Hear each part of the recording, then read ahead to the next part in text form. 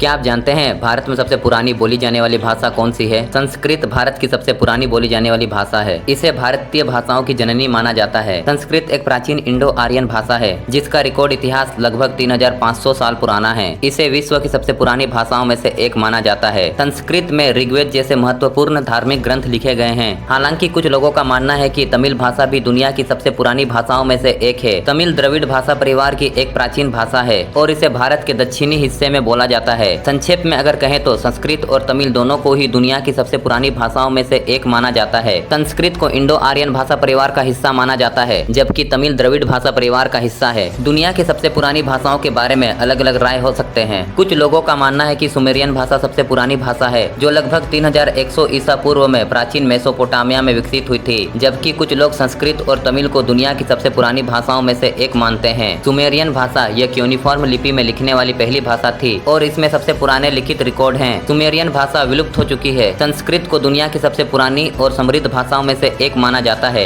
वैदिक संस्कृत जो ऋग्वेद के समय से है लगभग 1500 ईसा पूर्व से प्रचलित है। तमिल को जीवित भाषाओं में से सबसे पुरानी लिखित परंपराओं में से एक माना जाता है। आज भी कई लोग तमिल बोलते हैं और यह भारत, श्रीलंका, मलेशिया और सिंगापुर में व्यापक रूप से बोली जाती है।